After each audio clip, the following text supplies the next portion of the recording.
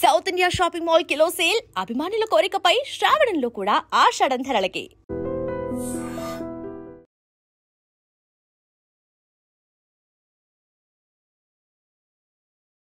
Welcome to iDream news. This is Pavan. రాజస్థాన్లో దారుణమైన ఘటన చోటు చేసుకుంది. ఒక బ్లాక్ మ్యాజిక్, చేతబడులు ఇలాంటివి నమ్మి తన సొంత మేనల్లుడిని అతి కిరాతకంగా నరబలి అనే పేరుతో బలించడం జరిగింది. తన దాంపత్య జీవితం కోసం, తన సంసారం బాగుండడం కోసం తన అక్క కొడుకుని అతి కిరాతకంగా చంపడం జరిగింది.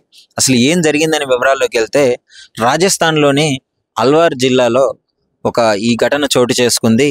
తన భార్య గొడవ పెట్టుకొని పుట్టింటికి వెళ్ళిపోవడంతో, పుట్టింటికి వెళ్ళిన తర్వాత అక్కడ అదే ఏరియాలో ఉన్న ఈ మనోజ్ అనే వ్యక్తి సునీల్ని కలిశాడు. సునీల్ అనే వ్యక్తి తాంత్రికుడు, మంత్ర పూజలు చేస్తూ ఉంటాడు ఆ గ్రామంలో. అతన్ని కలిసి ఇప్పుడు ఏంటి పరిష్కారం, నా సంసారం ఎలా నిలబడాలి, నా భార్యను నేను ఎలా తెచ్చుకోవాలి అని అడిగితే, ఆ మాంత్రికుడు, ఆ దరిద్రుడు చెప్పిన మాటలు ఏంటి అంటే, ఒక చిన్న పిల్లవాడి రక్తం కావాలి, అతడి కాలేయం కావాలి, అతని గుండె కావాలి అని చెప్పడంతో ఇతడు ఎవరిని బలించాలి అని ఆలోచిస్తున్న క్రమంలో తన సొంత మేనల్లుడు, చిన్న పిల్లాడు 5 ఏళ్ల లోకేష్, అతన్ని తీసుకెళ్లి అతన్ని బలించాలి అని నిర్ణయించుకున్నాడు. సో అతని దగ్గరికి వెళ్ళాడు. మాయమాటలు చెప్పి నేను చాక్లెట్లు ఇప్పిస్తాను, అది తినిపిస్తాను అని చెప్పి షాప్కి తీసుకెళ్తానని చెప్పేసి తీసుకెళ్లడం జరిగింది. తీసుకెళ్ళి అదే గ్రామంలో ఉన్న ఒక పాడుబడ్డ ప్రదేశంలో గొంతు పిసికి ఊపిరాడకుండా చంపడం జరిగింది, స్వయాన తన చేతులతో. అర్థం చేసుకోండి, మేనల్లుడు అంటే తండ్రి తర్వాత తండ్రి. ఎంతో అల్లారు ముద్దుగా ఆ మామ అని చుట్టూ తిరుగుతూ ఉంటాడు. కానీ అతన్ని అతి కిరాతకంగా నరబలి తీసుకోవాలన్న ఆలోచన ఈ దరిద్రుడికి ఎలా వచ్చిందో తెలియదు. కానీ ఇలాంటి అసలు తలుచుకుంటేనే వికారంగా అనిపిస్తుంది.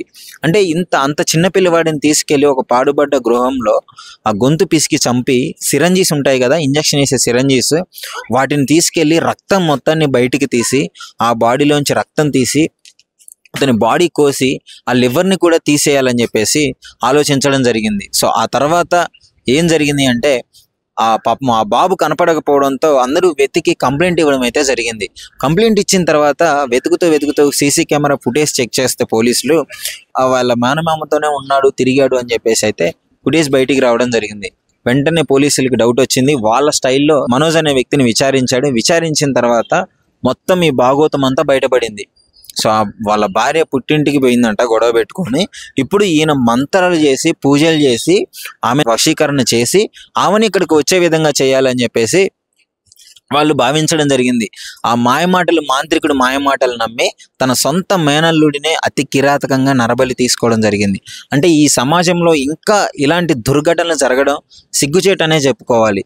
ఈ బ్లాక్ మ్యాజిక్లు, చేతబడులు, వీటిని గుడ్డిగా నమ్మి ఎంతోమంది ప్రాణాలు కోల్పోవడం జరుగుతుంది. సో ఈ ఘటన అయితే రాజస్థాన్లోనే కాదు, మన తెలుగు రాష్ట్రాల్లో కూడా ఇంతకు ముందు కూడా ఒకసారి జరగడం జరిగింది. తన సొంత అమ్మే కన్న కూతుర్ని అతి కిరాతకంగా చంపి, నా కూతుర్లు మళ్ళీ బతికొస్తారు అని చెప్పేసి ఆ విధంగా చేసిన ఘటన ఆ తెలుగు రాష్ట్రాల్లో ఉలిక్కి పడేలా చేసింది. అదే విధమైన ఘటన ఇప్పుడు రాజస్థాన్లో జరిగింది. అంటే ఈ కాలంలో కూడా ఇలాంటి మూఢనమ్మకాలు నమ్మే వాళ్ళపైన పోలీసులు యాక్షన్స్ తీసుకోవాలి, డెఫినెట్లీ వీటిని అరికట్టాలి అని చెప్పేసి అయితే స్థానికులు అయితే చెప్పడం జరుగుతుంది. వాళ్ళు కూడా చాలా షాక్ గురయ్యారు. ఇలాంటి దుర్మార్గుడు మా ఏరియాలో ఎన్ని రోజులు మేము వాడితో కలిసి నివసించామని చెప్పేసి. అసలు సొంత మేనల్లుని ఏ విధంగా చంపుతాడో ఒకసారి తన అక్క కానీ, చెల్లి కానీ, తన బావ కానీ గుర్తుకు రాలేదంటారా? చిన్నప్పటి నుంచి మామ అని తిరిగి ఆ చిన్న పిల్లాన్ని ఇంత కఠినంగా ఎలా చంపాలనిపించింది? అసలు ఇంత సెల్ఫిష్గా ఎలా ఉంటారు? ఈ మూఢనమ్మకాలు చేసే ఆ సునీల్ని కూడా, తాంత్రికుని కూడా పట్టుకొని అరెస్ట్ చేయడం అయితే జరిగింది. వాళ్ళ ఫోటోలు క్లియర్గా, దరిద్రుల ఫోటోలు మీకైతే క్లియర్గా మీకు చూపిస్తాను, చూడండి. పాపం వాళ్ళందరూ, వాళ్ళ అమ్మ కన్నీరు మున్నీరు అవుతుంది. ఇలాంటి వ్యక్తుల్ని కఠినంగా శిక్షించాలి అని చెప్పేసి ఆ గ్రామస్తులు కూడా కోరుకోవడం జరిగింది. అసలు దీనిపైన మీ అభిప్రాయం ఏంటి? ఇట్లాంటి మూఢనమ్మకాలు నమ్ముతూ ఇట్లా ఎంతోమంది చిన్నారుల ప్రాణాలు బలికోరి, ఎంతోమంది అసలు అన్ఎడ్యుకేటెడ్గా ఎట్లనే మిగిలిపోతున్నారు. చదువుకున్న వాళ్ళు కూడా ఈ విధంగానే చేస్తున్నారు. అసలు ఇలాంటి వాటిని ఏం చేయాలి? మీరేమనుకుంటున్నారు? ఈ ఘటన పైన మీ అభిప్రాయం ఏంటి అనేసి మీ కామెంట్ రూపంలో మీ అభిప్రాయాన్ని షేర్ చేయండి. నిజంగా ప్రస్తుతం ఉన్నటువంటి సమాజం దేనికి ప్రయారిటీ ఇస్తుంది? ఆర్థిక సంబంధాల చుట్టూ మాత్రమే తిరుగుతుంది. మళ్ళీ ఎన్నికలంగానే చాలా విరక్తి కలుగుతుంది. మంచి అనిపిస్తుంది కదా, లేడీస్ కూడా ఛాలెంజింగ్ జాబ్స్ చేసినప్పుడు చాలా బాగుంటది. ఫుడ్ డెలివరీ ఇవ్వటానికి వెళ్ళినటువంటి డెలివరీ బాయ్ అనిల్ పై కళ్ళ ముందు